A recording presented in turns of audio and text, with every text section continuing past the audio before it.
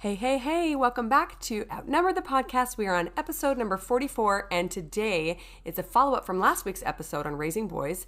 As you can imagine, we are going to be talking about all things sugar and spice and everything nice that is raising girls.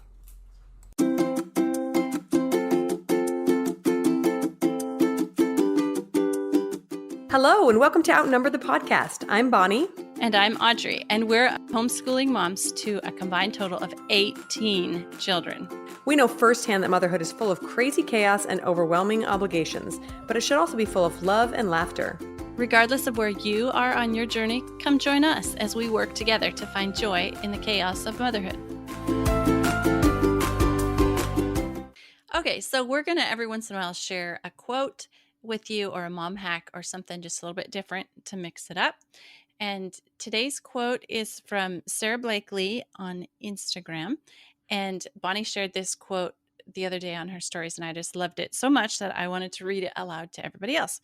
It says, find 3 hobbies you love. 1 to make you money, 1 to keep you in shape, and 1 to be creative. Isn't that awesome? I mean, like, what more could we need? A hobby is something you do that you enjoy. And if your hobby was also making you money and keeping you in shape and filling your creative needs, I mean, like, perfect, right? Yes, totally. And I have noticed that the hobbies that I don't think that it was my intention to pick hobbies that did those things, but I do have 3 hobbies that bring me all those things. And Okay, I what feel are your really 3? fulfilled when I do them. Oh, okay. Okay. Well, the money is my businesses. They're definitely hobbies. Like last night, my kid wouldn't sleep. And every time I put him back down and went back to bed, my mind is just running with all these ideas. So it's really fun to have a business that you love. I love to run. That is my in shape hobby. I can't always do it when I'm largely pregnant, but whenever I can, I do it. And then my creativity is sewing, obviously, because I love sewing. I'm guessing that's your creative one too. Yeah, that would be my creative one too, definitely. I don't know. I'll have to think about what I have for the other 2. Like, I really enjoy yoga. I really enjoy it, but I don't know if I would say it's a hobby. Like, if I enjoyed hiking, for example, that would be a really cool hobby that kept me in shape. Like, I do enjoy hiking, but living in the flat Midwest, I don't know that. You just don't do much of it. Yeah, it's not like where I grew up in Montana, where there's like mountains and you go hiking. That's awesome. Well, wait, do you have stairs in your house? Oh, yeah. There's your hike. Okay. Done. Hauling laundry upstairs. There's your hobby that keeps you in shape. Okay. So, what about money? Your businesses? Is that what you're saying? Yeah, I Same? think so. Yeah, I think that it's not making me enough money yet to be a business, so we're still going to call it a hobby. There you go. Project Run and Play is my hobby right now. Yeah. Perfect. Okay. So, for a humor segment, I just want to share something funny that happened to me at church this last week. Okay, you guys, within about the first 20 minutes of church, 3 different kids had said pretty much every bad word we know and taken the Lord's name in vain. So it was pretty fun. But the one that made us giggle the most. So we walk into church. There's already half the family sitting on the pew. And my little 2-year-old walks in, goes right up to the brother that's sitting next to dad and goes, "Move your freaking butt cheeks." Where did you even hear that? Why are you and like top volume, right? I'm like, Yeah. so awkward. So that's all I'll tell you for, so nobody reports me, but. Okay, yes. So this week we're going to talk about those cute little girls. Girls are different than boys, obviously. That's why we've separated our 2 episodes into raising boys and raising girls. They do share a lot of trials and strengths. That's why we can do a lot of episodes that are, just kids and money, kids and potty training, sibling rivalry. But there's enough differences, and the differences are important enough that we really wanted to do these episodes on raising boys and raising girls to talk about the unique, special, awesome, amazing stuff that is unique to each gender. So like last week, I'm going to start off a little controversial, probably if you're a feminist, this is quite controversial. But like last week, I was saying that how I believe that feminism is harmful to boys. Well, I also believe feminism is harmful to little girls because it puts up the unrealistic ideals that they don't need a man. Women need men and men need women. So to just the tenets of feminism that separate, the sexes is just harmful to both of them. And I also believe that I'm not going to get all political in this episode, I promise. But I also believe that this is a problem, an issue that is going to need to be fixed by women in the future. So this alienation of w- men and boys by women through feminism is not a problem that men are going to be able to fix in our society because they've been put in the position of being the bad guy. And it's something that we as women and our daughters in the future are going to need to address. Yes, exactly. I love what you said. And I think it's important to differentiate the kind of feminism we're talking about is the kind that elevates women above men and makes them more important and more valuable than men. I think originally the definition of feminism was that men and women are equal, of equal importance and value. And we totally believe in that. Yeah. And that, like you said, women need men need women. We would be nowhere and our race would die out without both genders. So, like at the last episode, we will be talking today about girls in different stages, starting with toddlers and then moving on to elementary age and then to tween and teen girls and young women. But we're going to start with some family relationships first. So, just like we talked about with boys, we're going to talk about relationships with the mom and with the dad. So, because moms and girls are the same gender, sometimes we get along great with our girls. We understand them, we get it, we've been there. And then sometimes we clash, we really clash. But I think with our daughters, we have the privilege of gaining a really, really close friend for life. And we have the opportunity to help them overcome maybe insecurities and hurdles that we've struggled with. We can help our daughters work through some of those and not pass those on to them.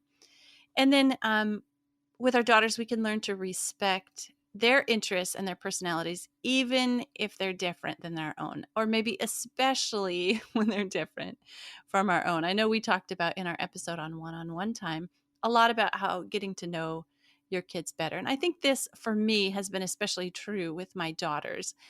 When a daughter has a different personality or different interest than me, that's when I really need to apply some of that stuff because when a boy is different than me, I can say well, that's partly because he's a boy, but with a girl I really have to work on some of the stuff that we talked about in that episode.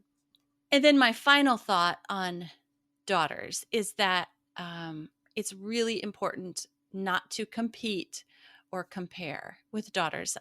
There can be just a biological innate um, urge to compete or compare with your daughter, and I do think that's pretty harmful. I have seen that in relationships between mothers and daughters where it just is it's so it's not a healthy thing to have in a relationship. So even to the point of saying, "Oh, when I was your age, I was already," that's just something I have found that it's better to avoid in my relationships with my daughters. I find myself struggling with this all the time. I don't know. I think part of it is seeing my own strengths and expecting those strengths in my daughters. We tend to ignore our own weaknesses, right? So I don't look for Yeah. those. But Yeah. but my strengths, for example, we've talked a lot about how you and I have similar personalities, Audrey. We're pretty kind of control freakish, kind of type A. Like we like things to perform a certain way and to go the way we want them. And when I have daughters that do not act that way, I think, isn't that just how girls are? Don't girls just take charge and do this and do that? And I have one daughter that just is that way, and it's so easy for me to love her. I know that sounds horrible, but it just is because her strengths are the same as the things that I value and that I strive to do. And then there is another one that is not like me at all. And sometimes I'm just going, who are you? Do you not, why don't you value these things that I value? Did you She's even got a, come out of my body?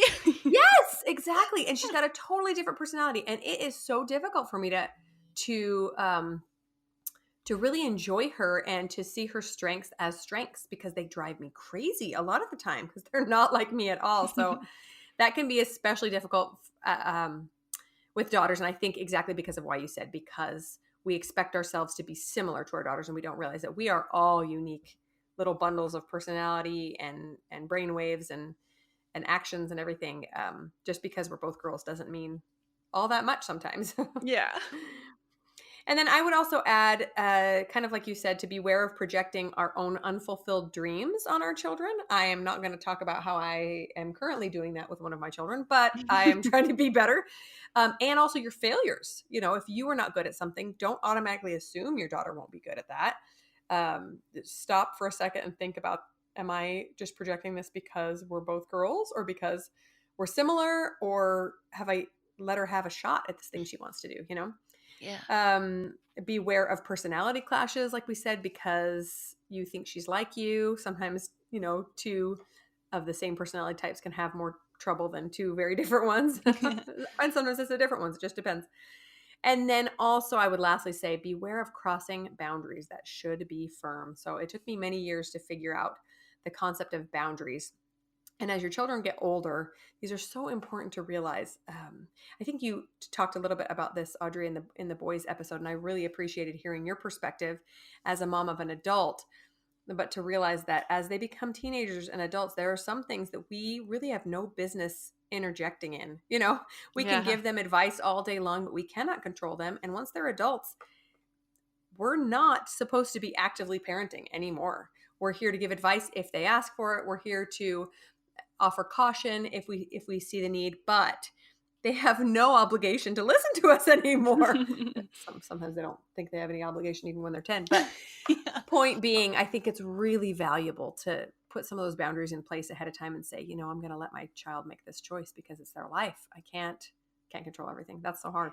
Yes, boundaries are so, so important. And one thing I've noticed is that if I fail in observing boundaries with my children, with other people, that they will erect their own boundaries. And those boundaries might be a little farther away than I had hoped that our relationship would be. Does that make sense?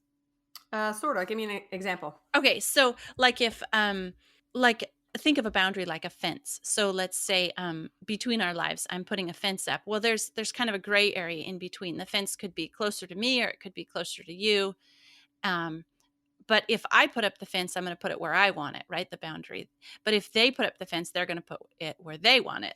Oh, yeah, totally, totally. I See what get I'm that. saying? Yep. So Yeah. if you want to have a close relationship with them, you better keep the boundary firm before they start pulling away. Yeah, Yeah. I've totally Yes. seen that in my life. Yeah, for sure. Yeah.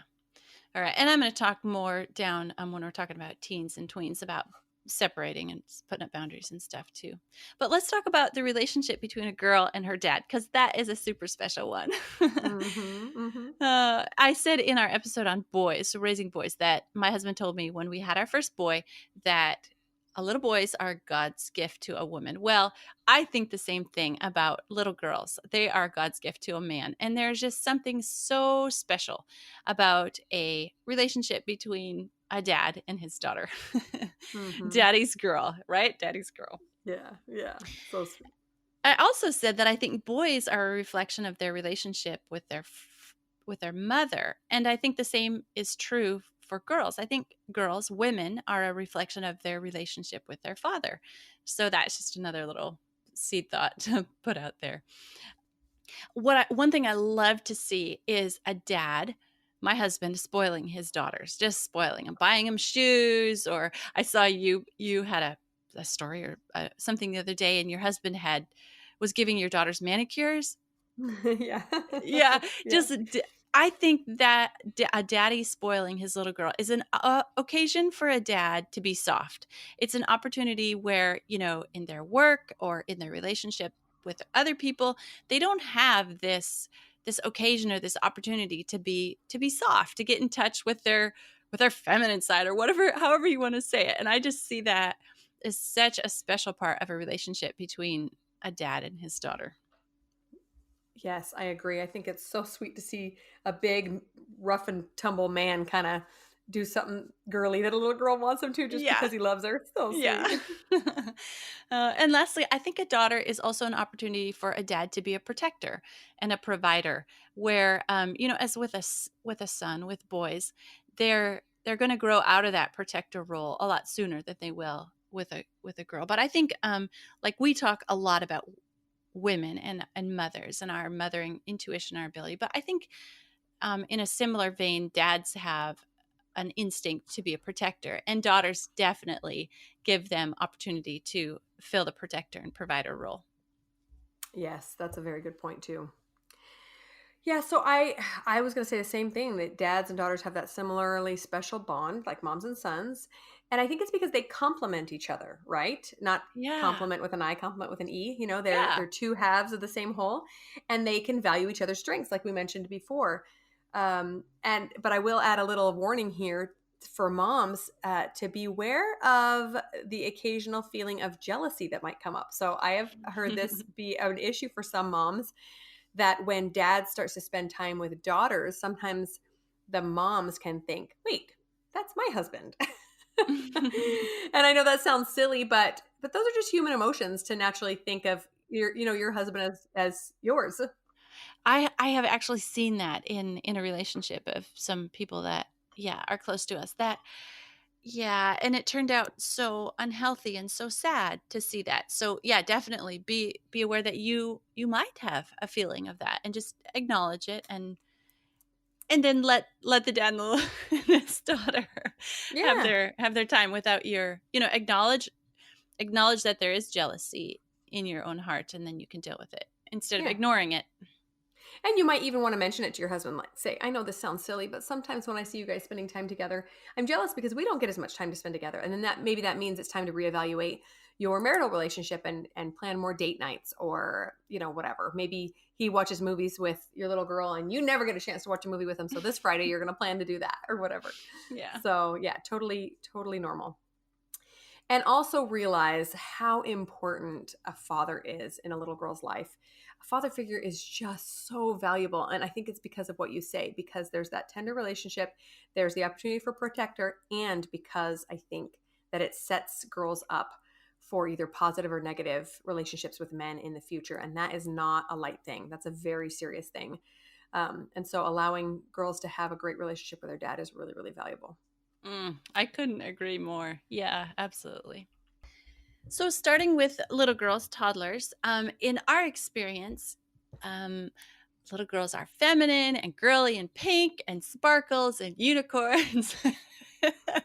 Everything's stereotypical. Yep, yep. Even if, or even when they outgrow that and they don't grow up and become a ballerina. It's this toddler stage where they put on the twirly dresses and the sparkly shoes, and they dance, and they're the little feminine, passionate, hysterical, adorable little girls. And I think at this age, all of that needs to be just encouraged. It's just innate. Nobody's telling them, that they should dress up like a ballerina and sleep in their princess costume. It's just how they are, and they outgrow that really fast. And so I think none of that should be discouraged. Okay, yeah, we have also seen a lot of those stereotypical girly behaviors, but I do want to make one mention here that if your girl does not show those stereotypical, girly pinkish tutu behaviors, that's fine too. Yeah, and we have also seen that little girls tend to mimic mom really early on. I have some really cute pictures of my toddlers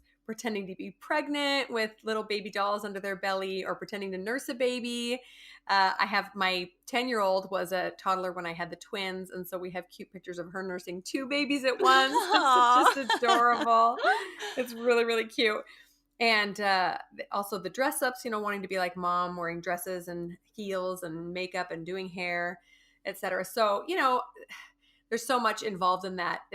I love that they try to mimic me and that they want to be like me, but also at the same time, it makes me really conscious of how I'm living my life. Like, do I want her watching me putting on makeup? Like, is that going to make her think that she's not beautiful the way she is? There's a lot of, really makes me think a little bit about how I, treat my own body and self. In fact, in there, I will interject and say, what we say and how what do we say about our bodies and how we treat our bodies can really, really affect our little girls. So none of us would ever think of insulting our little girls' bodies, telling them they're not perfect just the way they are. But by insulting our own bodies, guess what they see? They see that that's what moms and women do, is they grow up and they say, oh, look at this. Ew, look at this. Ew, I need to lose weight. Ew, I'm so ugly. Ew, look at these wrinkles.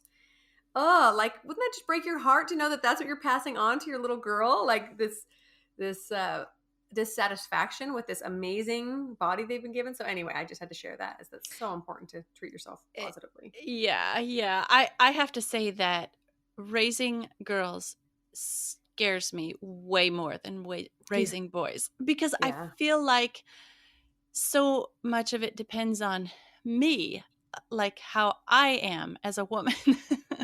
Does that make sense? Yes, totally. Yeah. Instead of, I feel like I just have to be loving and accepting to my boys and teach them good values. But for girls, I have to be like the ultimate woman so that Yeah. they will grow up to be the perfect woman. It's a lot of Yeah. pressure. Yeah. And then finally, about little girls, I just wanted to share something interesting that I learned in some child psychology classes in college. And many of you parents have probably already realized this, but that you can even tell a difference between girls and boys in how they draw. And they'll say that when it comes to topics of drawing, I mean, we already know that boys like to play, tend to play more physical games, and girls tend to play more, like household type games, like house and mom and dad and that sort of thing. Imaginative But play, yeah. Mhm. yeah, imaginative, yeah. But that boys draw different topics as well. Boys tend to draw action, and girls tend to draw nouns. So boys draw verbs, girls draw nouns. Isn't that interesting? They'll draw a That is horse so or a cool. house or a person, and the boys draw bombs and storms and ninjas and action. I just thought that was so interesting. Oh man, that's so interesting. My little boys are in their stickman battle phase. So they'll get an entire sheaf of paper and fill it up with their stickman battles. Oh, that's cute. Yeah, definitely. All right, moving on to young girls. Yeah, kind of between little girl and teen or tween is this awkward stage of a little girl, a big girl in a little girl's body, or a little girl's mind in a big girl's body. It's Yeah, I remember this stage myself, being in it. I guess this is, kind of identifying with my daughters. Hmm. But Hmm. for me, I found it. I need to have patience with this stage and allow them to be the baby and play baby things long beyond when I think they should be maturing a little bit.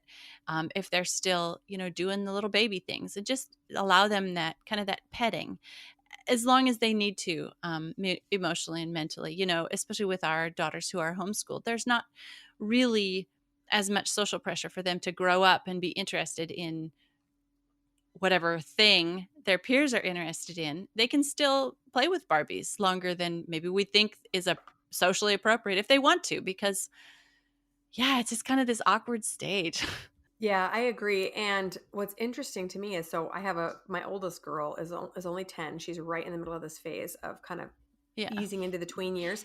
And all of a sudden it just hit me looking at, my boys have been growing up so quickly. I'm watching them very carefully, but I just looked at her the other day and went, "Oh my gosh, you are not a little girl anymore." And it's Mm. it's it's scary. And for me, and we'll talk a little bit more about the development ages in a minute, but that has been really scary to approach too, because there's all this emotion and drama of your own experience tied up in it, Oh, yeah. and that you're like, "Oh no, oh I'm sorry, oh this or that," or um anyway. But I have tried to focus on the positives that I see at this phase, and there really is more of that copying of mom's duties. A lot of times they want to help out in the kitchen, they want to bake something, they want to help make the house pretty and help clean and that sort of thing, which is wonderful. There's also a bit of drama, a little bit of diva-esque behavior, and I've started noticing some really extreme concerns over social issues and looks. And as much as I want to protect my little girl from, what everybody else thinks, I do, that's just part of growing up, is for her to be aware that, oh, I should take care of myself. And, oh, it matters, what, maybe even more so than it should, what I wear and how I dress. And Yeah. One thing I like to do at this stage is let my little girls dream big without limiting them by saying, "Oh, you're not going to be able to do that. You're a girl." Just let them dream big, whether or not they eventually decide to go chase these dreams or not. It doesn't really matter at this stage. It's just really super helpful, I've found, just not to crush their dreams or limit their dreams because they're a girl or because they would never be able to do that. or whatever fill in the blank reason you might want to just sort of crush their little dream. But you just let them dream big, and I found I found that to be a super super important at this age. Another thing is at this age, we found it's really important to instill the morals and the values and the things that you believe, your beliefs, early before the hormones start kicking in, so their bodies aren't ravaged by the hormones that toss them around in the teenage years. So this is the time little girls, we found at this age, love to have a cause and a belief and moral things that they can look up to and stand up for, and a cause. And if they get these really good and solid at this age, then your work during the teen and tween years are not so hard. In fact, if they don't get them down in this age, oh, you got a hard road ahead of you when they're a teenager.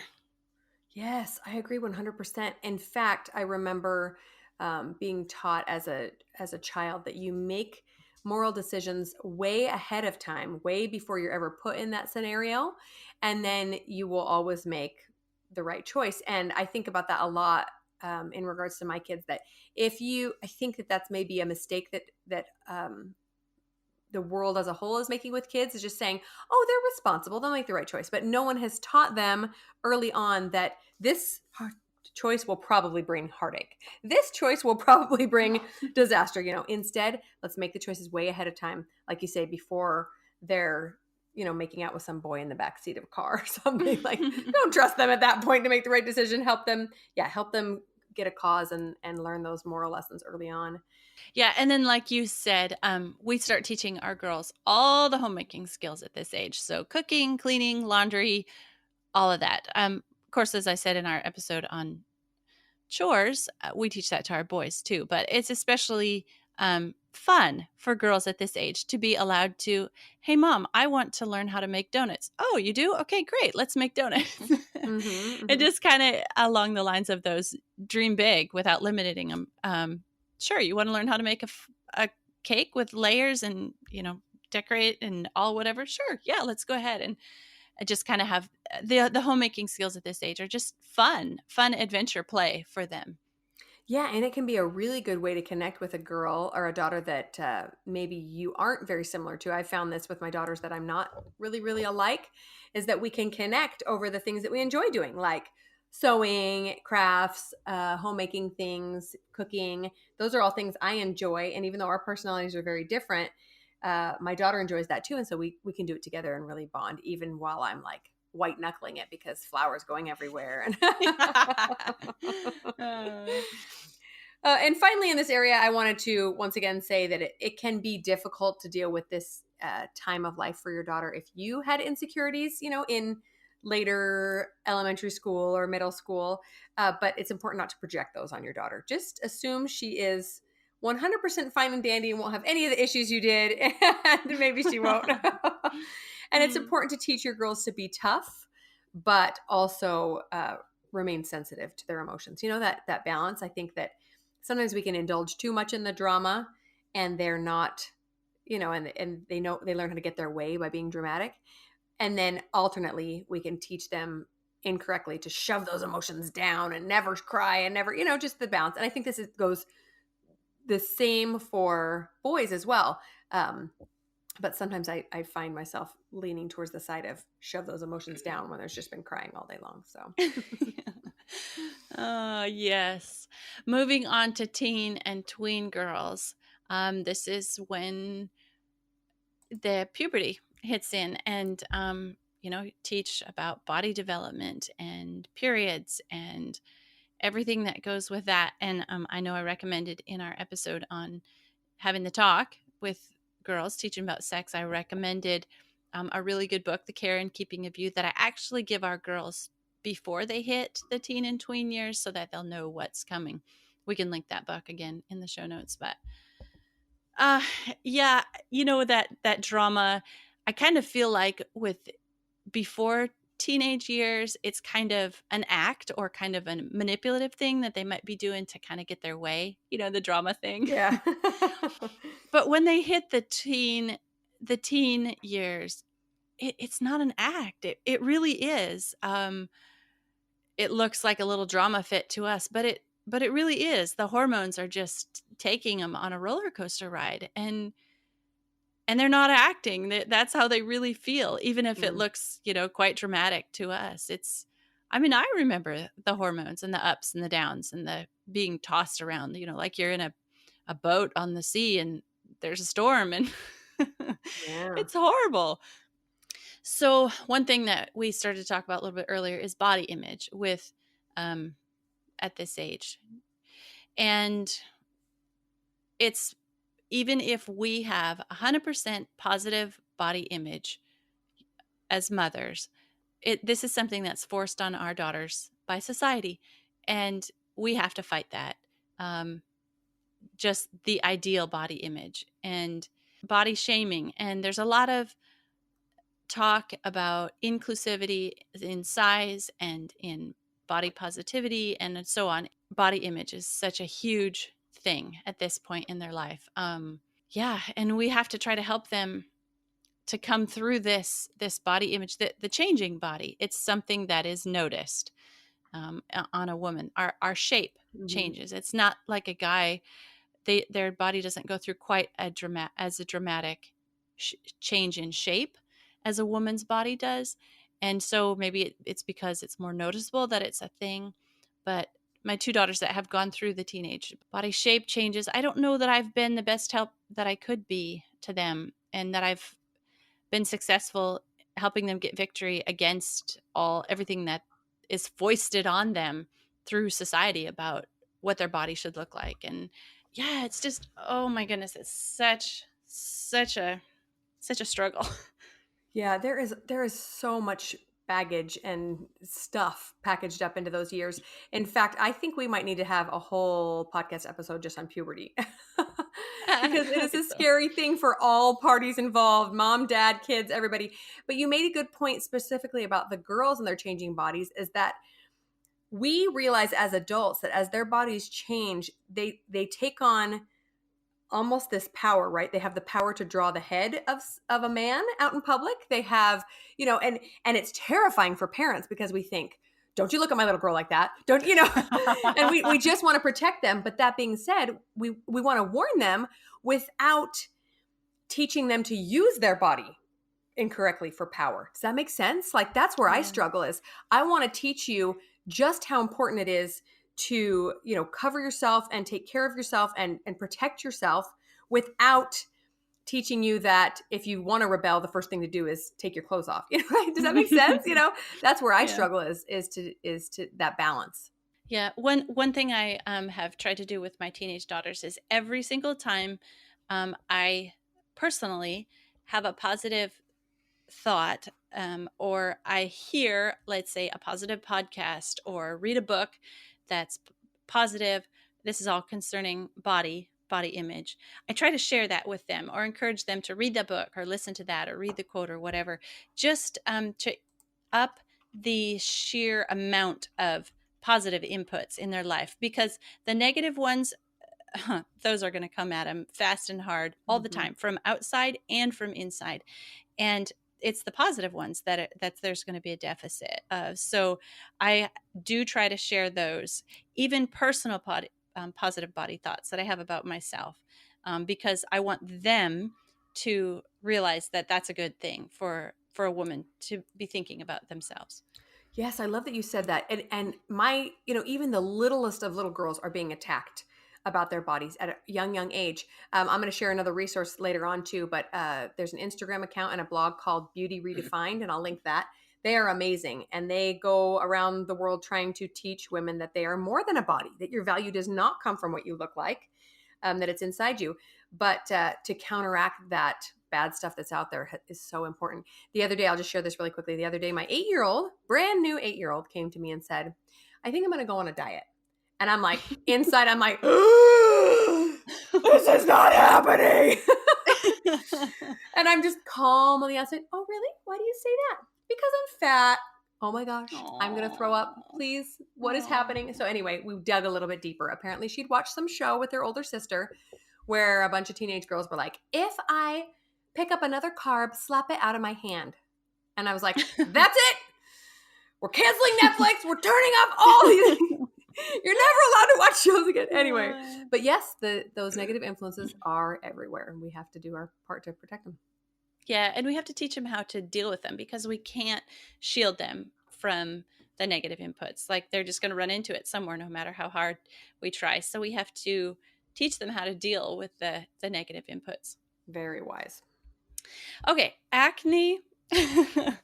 This is all tied up in body image, but one spot of acne on a girl's face truly can ruin their entire life. Promise. If you ask them. Yeah. That's how they feel. Acne is so hard for girls. So hard. I don't know why it's so much harder for girls than boys. Like you talked about your son and him not caring that he had acne, that he didn't need to deal with that. But for a girl, it's really, really stressful. Acne is very stressful. And then of course stress can cause, more acne. Mhm. So I don't really have any magical bullets. All my children have struggled with acne. I think every teenager in the world has acne. And it's just something where I don't know, I guess just more thoughts of the positive input. This pimple does not define you. Mhm. You are a good person, even though there is a pimple on the end of your nose. Sometimes I need that positive self-talk, okay? Same. Oh, and then another thing, help girls learn to recognize and deal with are cravings that come with puberty and hormones and cycles. One thing that we can link in the show notes, my girls and I use an app called Flow, and it will help track your cycle Hmm, and help you recognize, oh, today I'm craving chocolate because, oh yeah, I'm getting ready to have my period, or because I ovulated yesterday, or whatever. that sounds really interesting, yeah. Yeah. And then also, it's a good time to talk about, yes, it's all tied up in body image, and we don't want our girls to think they need to go on a diet, but we do want them to develop healthy habits because if you feel good, it doesn't matter what your body looks like. Yep. So, teen and tween girls is when they start to develop their own clothing and style tastes. And guess what? They might not be yours, Dang it. which is scary and fun and sad and happy and all the feelings in us, too, right? Mhm, mhm. And I have found if I just let my daughters develop their own style, it's really cool to see them, like, as if not as if they're my daughter developing a style or a wardrobe, but as if they're my friend, and really not trying to control it, as long as it meets our modesty expectations, just to enjoy it. Hey, I would have never thought of putting those together, but that looks really cool on you. I think I'm going to try that. It just as if they were my friend. Good for you, yeah. Okay, another thing we like to do with our teen and tween girls is encourage them to date their dad. So this can be actual dates with dad. This can be um, spending time with dad. This goes all back to what you said when we were talking about little girls, how a father figure is a great father figure is so valuable for little girls. So we encourage our daughters to date their dad. I love that.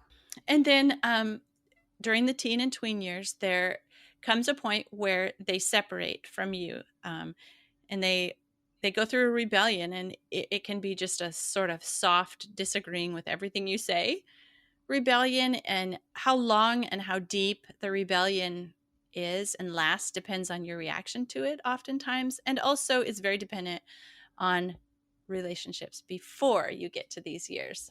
And then two final things we do for our daughters in their tween and teen years is we give them a lot of responsibility around the home. We want our daughters to be prepared for life. We want them to know how to run a household before they have to. I didn't feel very prepared to run a household when I first got married, and my husband had to teach me a bunch of stuff, lots of funny stories there. But yeah, our daughters are going to be prepared to run a home. And also another thing we do for our daughters, and this comes because we are a large family. is they do a lot of care of their siblings. Again, this is getting them ready to run a home and have their own children, but it also helps feed some of that need to nurture that girls are dealing with at this age, so that they don't, you know, run out and get pregnant, but they have this little baby that they can cuddle and snuggle up to and fill some of those nurturing needs. That's a very good point. I don't know of very many families where there's a large family and babies around and the teenagers go out and get pregnant because I think they know exactly Exactly. how much work having a baby takes. So they're like, yeah, I'm good. No, I'm so glad that you touched on all those topics because I don't have a teenage girl yet. And I think that sometimes it's a little overwhelming to think about what I'm getting myself into. But I'm also so excited to see my young girls turn into women. I think it will be so rewarding. And you touched on so many good things. Just a few more things I wanted to mention is that tween girls, at least in my experience, can have all those things that the younger girls have, only more intense. And I'm glad that you mentioned what you did about the hormones and about the drama, that they really can't control it later on, because I have very little sympathy for my girls when they get dramatic like that. I'm like, oh my gosh. Especially when I see an altercation, I see what went down, and then I see the reaction. I'm like, really? Little excessive. But I think it is important to realize that those hormones are real. We all remember that, right? Yeah. And it can be really fun to build an awesome relationship with a daughter. But like I mentioned before, sometimes it's difficult if there are big pain points, clothes or personality clashes or any number of things. Oh, we wish you moms all the best. It is difficult, but I know that we can do it. Okay. Last, touching on our daughters as young adults and maybe helping them find a worthy partner.